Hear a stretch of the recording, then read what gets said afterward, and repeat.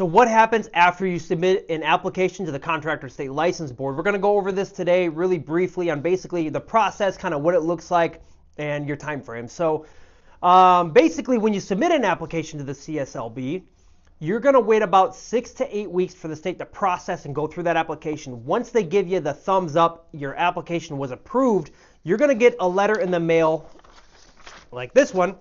It has an application fee number and a PIN. It's going to be from the Contractor State License Board. It'll have your application fee number and your PIN. You can take that. You can go to the Contractor State License Board website, cslb.ca.gov. On the bottom left circle, it says license check. You can click that button. On the right side of the screen, there's going to be a little area that says secured application or application secured. You're going to click that button. You're going to type in your application fee number and your PIN, and then you can start basically seeing your application and like where are they at, what process, have they submitted fingerprint Livescan packet to you, kind of what is it looking like.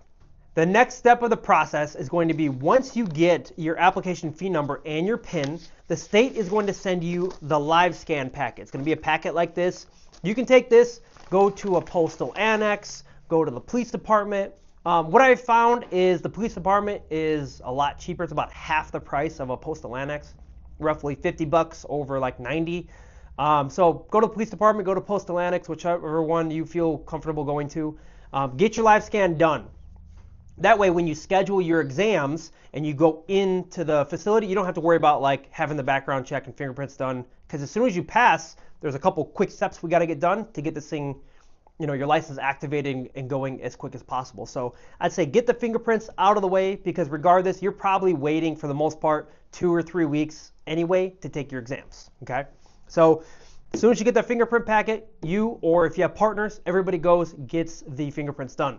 Now, once you schedule your exam with PSI, you're going to get an email that says, hey, congratulations, you're qualified. Go ahead and schedule your exam. You're going to make a profile on the PSI website with the link they send to your email. Schedule your exam out.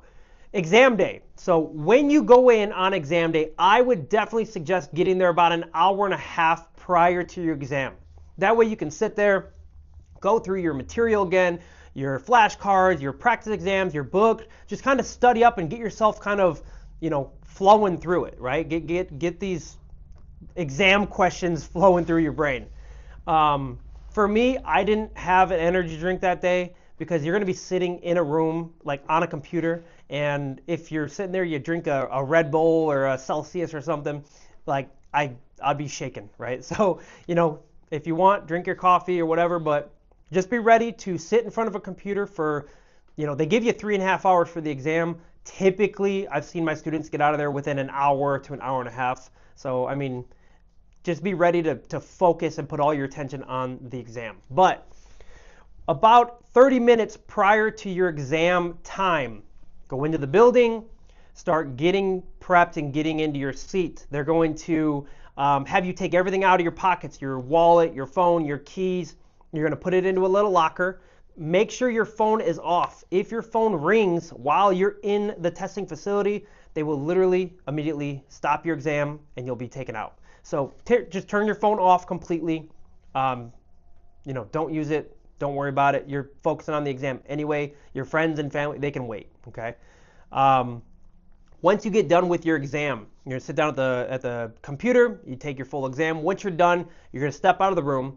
You're gonna sit down with the associate from PSI, and they are going to give you a form that looks like this.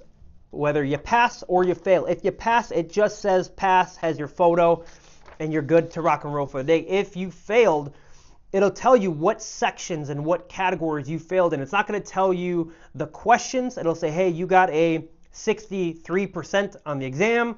You missed 14 questions on health and safety. You missed 10 questions on whatever that category is, right? It'll kind of list it out. That way you'll know next time going to your exam, all right, I need to study and focus on these certain sections better, okay? But essentially, once you pass your exam, you've passed your law, passed your trade exam if you're taking a trade exam, the best thing to do is call the school that you went to have them help you finalize the process. So for my students, give me a call at the office and I'll help guide you on what goes next.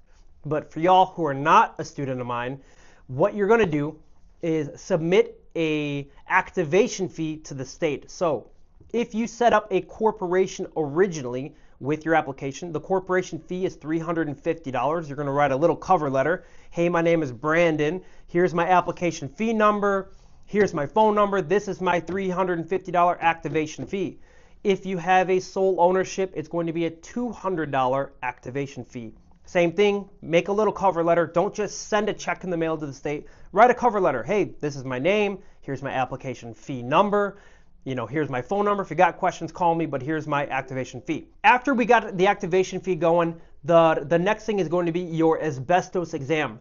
So on the Contractor State License Board website, you can type in on the search bar, asbestos exam. It'll be one of the first links you'll go through, and there's a 20-question open book exam that you need to take. They're going to give you a big thing to read, and you'll go through the 20 questions and pass that exam. You will never fail that exam. If you miss the question, you literally have an opportunity to just click the right answer. If you're a student of mine, I'm going to help you with it, and we'll get that done with you here at the office. As soon as the asbestos exam is done, the next thing is going to be your workers' comp. So if you are going to get or have workers right off the bat, when you get your bond, you're going to ask the insurance company, hey, I need a bond and I need a quote for workers' compensation. If you are not going to have workers' comp, we go to the CSLB website, you search in workers' comp exempt. You click it, answer the questions, and it will automatically update, hey, Brandon is not going to have workers' comp. You are exempt from workers' comp. There are certain licenses that do require workers' compensation regardless of if you have workers or not. So if you're concerned or you're not sure, reach out, let me know. But some licenses are required, like a roofer, tree service, concrete. So any of these kind of classifications, the state does require workers' comp. The last thing we need to do is get you that bond. The California bond, the workers' bond for the Contractor State License Board for 2024, and I imagine same thing for 2025. I don't think they're going to change it. It's a $25,000 bond.